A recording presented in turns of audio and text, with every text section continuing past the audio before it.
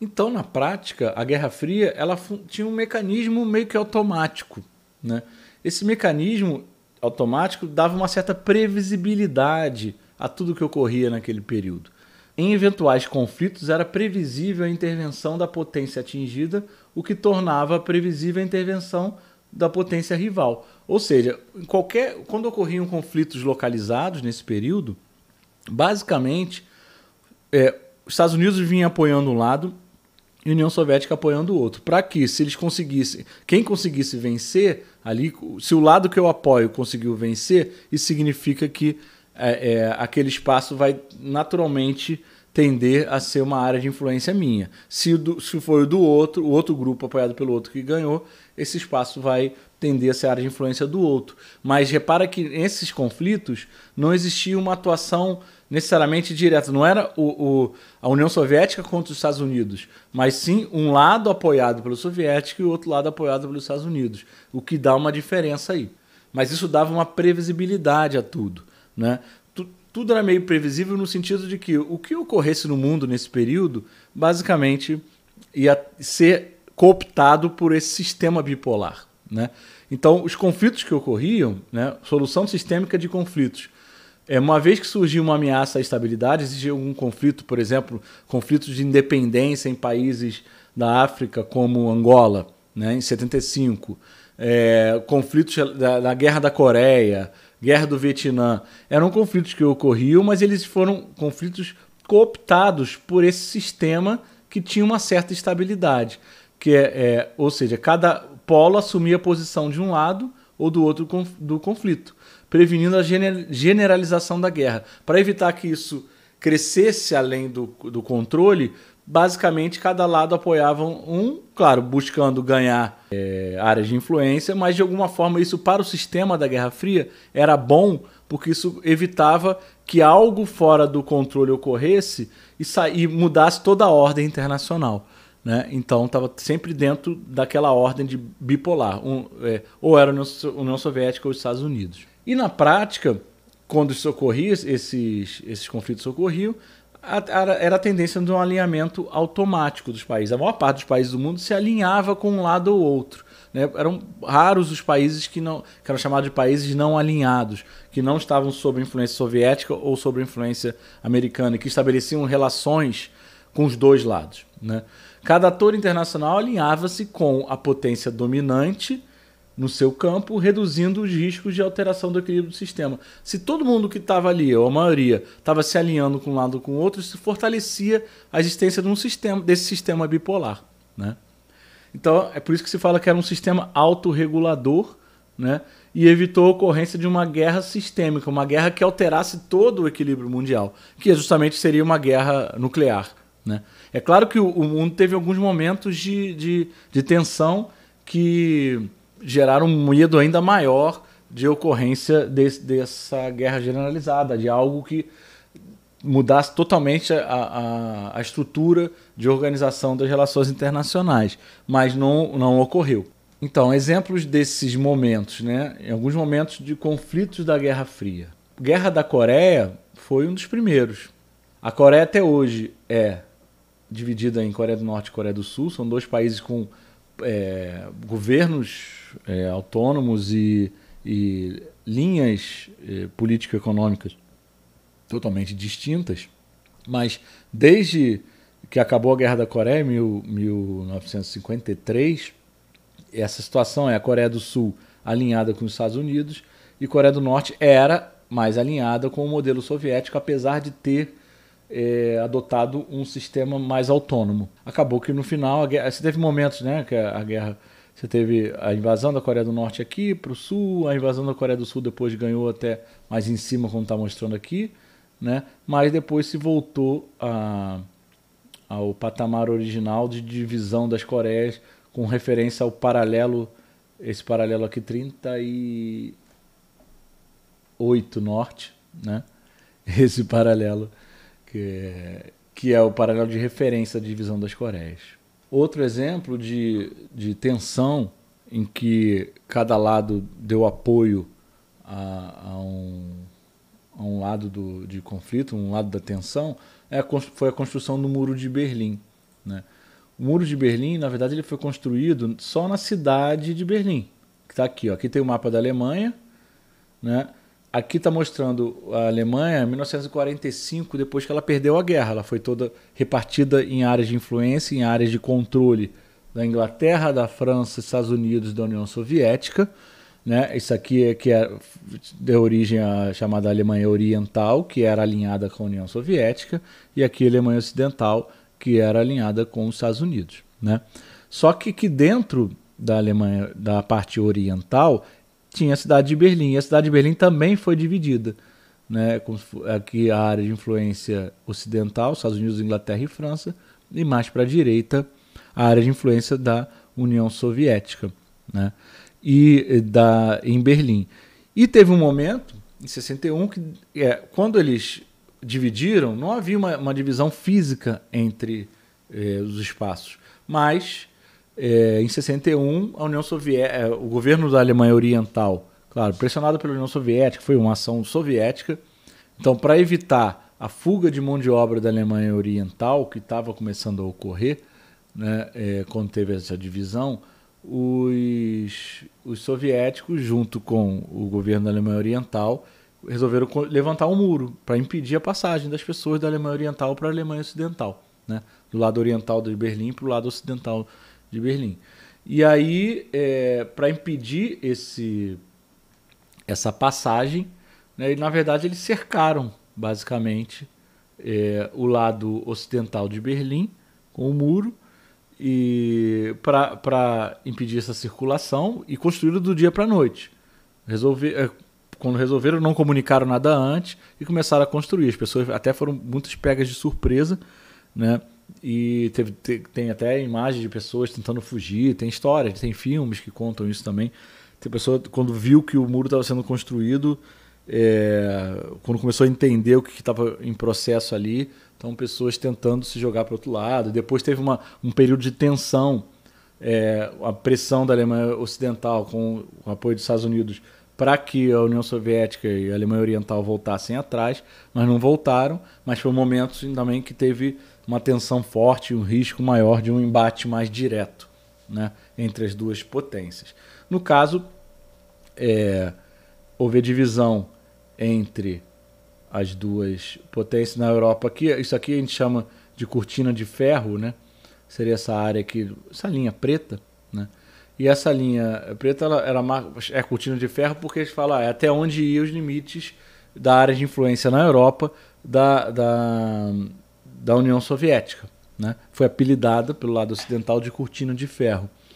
Então você vê que às vezes dá a impressão de que existia um muro que pegava tudo isso aqui. Não, o muro só existia aqui dentro, na cidade de Berlim, que cercava a área que era de influência americana. Mas existia uma divisão aqui entre a área ocidental e oriental que marcava a divisão de áreas de influência de um e de outra. E, claro, o controle de fronteiras era muito mais rígido nessas áreas. Principalmente entre a Alemanha Ocidental e a Alemanha Oriental, isso era bem, bem visível. Um outro momento em que houve tensão, nesse sentido em que as pessoas ficaram preocupadas em relação a um possível embate direto entre a União Soviética e Estados Unidos, foi a crise dos mísseis em Cuba, né?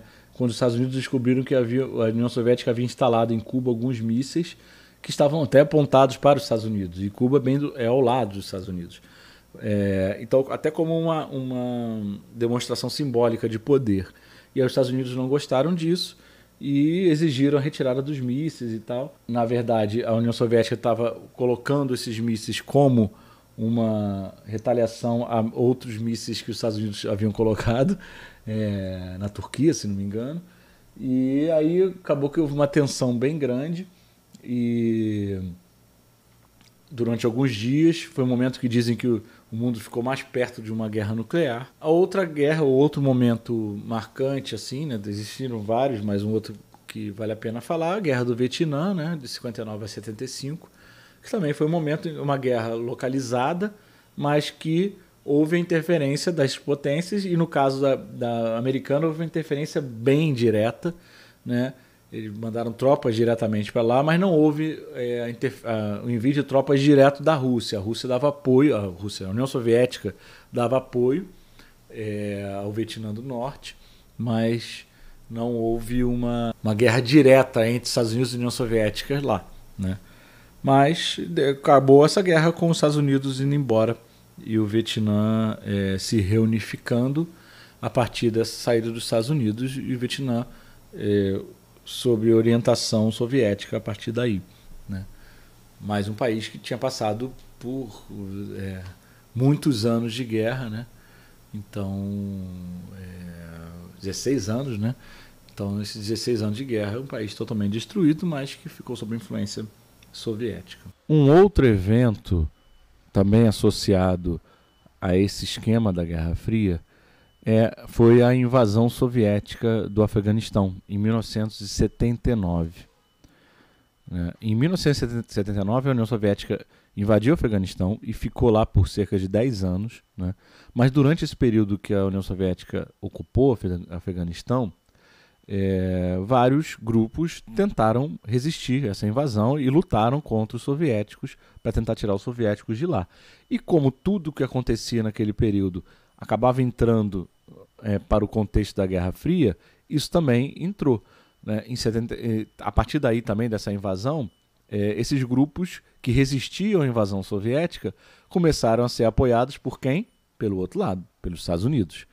E aí isso deu origem, por exemplo, deu força ao Talibã, que é o grupo que hoje em dia, né, há pouco tempo, retomou o poder no Afeganistão, né? E, na verdade, retomou a partir da ocupação dos Estados Unidos, que ocorreu bem depois, nos anos 2000, né? Depois do atentado de 11 de setembro.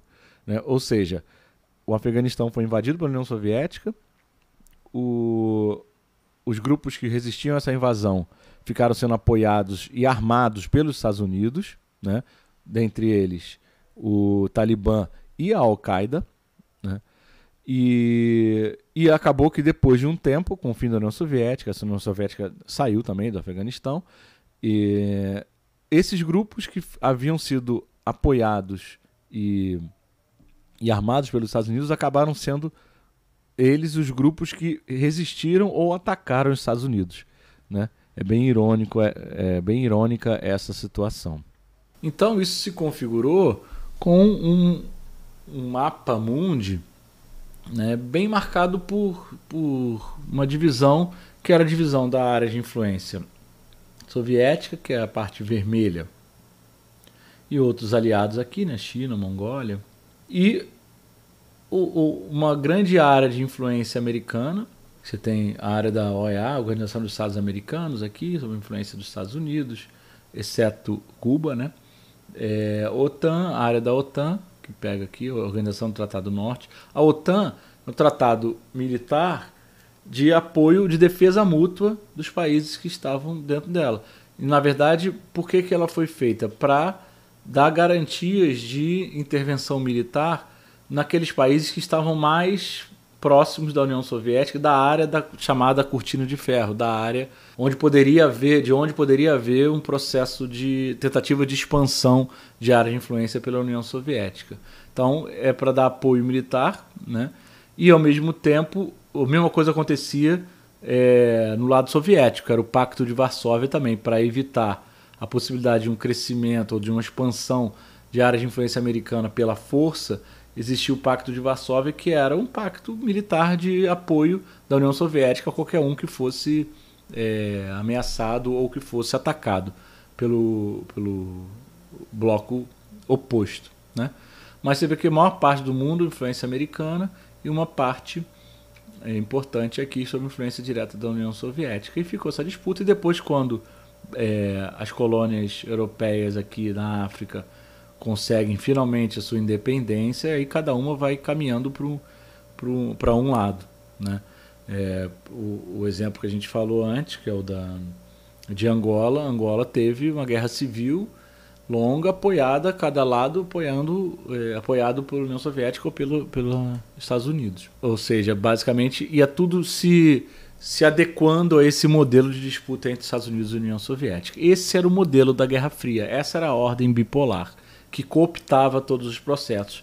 Então era fácil entender o mundo naquele momento, que de alguma forma estava tudo, quando não nascia assim, se tornava parte desse processo de disputa entre as duas superpotências. Então, para fechar, vou trazer essa análise, essa discussão para os dias atuais, né? Hoje eu estou gravando esse pedaço de vídeo no dia 3 de fevereiro de 2022, mas estou pegando aqui notícia do final de janeiro, do mês de janeiro, né, 20 de janeiro, falando a Rússia diz que ameaças dos Estados Unidos podem desestabilizar ainda mais a situação com a Ucrânia. Ou seja, a gente está voltando, está vivendo nesse início de ano de 2022, uma volta do clima, que era o clima da Guerra Fria, né? Que era esse clima de disputa e de ameaças e de divergências entre Estados Unidos e, no caso, hoje em dia, a Rússia, na época era a União Soviética, né? Nesse caso, a gente não vive mais uma estrutura bipolar, né, com duas superpotências, mas a Rússia ela ainda mantém um pouco da sua força política, né, geopolítica no mundo, né, e o respeito, e com isso as ações também dela têm repercussão mundial, né, apesar de não ser mais a superpotência que ela era no passado. Mas é um dos polos políticos de força no mundo hoje em dia, né, ainda. Então a gente tem uma situação de ameaça de invasão russa à Ucrânia que ela traz novamente esse clima da Guerra Fria, né? No caso específico agora, tem a ver também com a Guerra Fria, porque a Ucrânia ela está se aproximando de entrar na OTAN. A OTAN era a organização militar que defendia o lado capitalista, né? O lado americano na época, mas continua existindo hoje em dia. Diferentemente do Pacto de Varsóvia, que era o pacto militar que defendia os países socialistas, mas ele acabou com o fim da União Soviética, né? Mas a OTAN continua existindo. E ela não só continua existindo, como ela, depois de um tempo, ela incorporou vários países que se originaram ou que estavam dentro do bloco soviético, ou se originaram a partir do fim da União Soviética, né, que se desmembrou em mais de 16 países, né, por exemplo, Letônia, Lituânia, Estônia, né, são exemplos disso, se aproximaram da OTAN, entraram na OTAN, mas a Polônia, que também era da área de influência soviética, na época, entrou na OTAN, né, e a Ucrânia é um desses países que está se aproximando com possibilidade de entrar na OTAN. E isso está gerando descontentamento da Rússia, porque a Rússia tem historicamente muitas divergências com a Ucrânia. Inclusive a Rússia recentemente, há um tempo atrás, invadiu um pedaço do território da Ucrânia e tomou a Crimeia, né, que era da Ucrânia. E agora está ameaçando invadir outro pedaço que ela reivindica como sendo seu território desde antes, né, porque a maior parte da população é de origem russa, tem laços culturais com a Rússia, tem até movimento separatista, né, dentro desse espaço da Ucrânia que é separatista, mas quer juntar com a Rússia. E a Rússia está querendo tomar esse pedaço de território. Mas a preocupação da Rússia é se a Ucrânia entrar na OTAN, isso significa que todos os países da OTAN vão ter a obrigação de defender a Ucrânia de qualquer invasão da Rússia. E isso é um problema para a Rússia. Porque nesse momento existe a OTAN tentando defender a Ucrânia, mas não existe a obrigação da OTAN, dos países da OTAN entrarem na guerra se a Ucrânia for invadida, porque a Ucrânia não faz parte ainda da OTAN, né? Mas mesmo assim os Estados Unidos estão mandando tropa, isso eu vi ontem, né, dia 2 de fevereiro, tropa para alguns países que fazem parte da OTAN e estão em volta da Ucrânia, como a Polônia. Então eles estão mandando tropas por lá, né, como uma forma também de mostrar força para a Rússia e dizer, não faça isso, porque isso pode gerar consequências maiores. É mais ou menos o mesmo clima que acontecia durante a Guerra Fria. Por último aqui, antes de fechar, um outro exemplo desse clima da Guerra Fria que está próximo dos nossos dias, né? Peguei aqui um exemplo das Coreias hoje em dia, né? A disputa, uma reportagem aqui, né? Que é de 2018, mas disputa de mastros e alto-falantes com K-pop. As pequenas picuinhas do conflito entre as Coreias. Até hoje, na verdade, as Coreias, essas divergências que existem entre as Coreias e as disputas e as manobras de testes nucleares e tal, que existe lá na fronteira, próxima à fronteira, na verdade, a Coreia é como se fosse um microcosmos, né, ainda daquele clima que existia na Guerra Fria.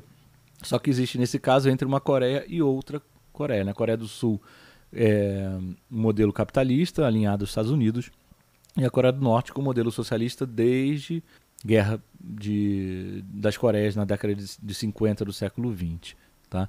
Então, aí, o curioso é que até hoje eles usam estratégias que eram usadas na época da Guerra Fria. Por exemplo, estratégias propagandísticas, por exemplo. Né? Alto-falantes, aí está aqui.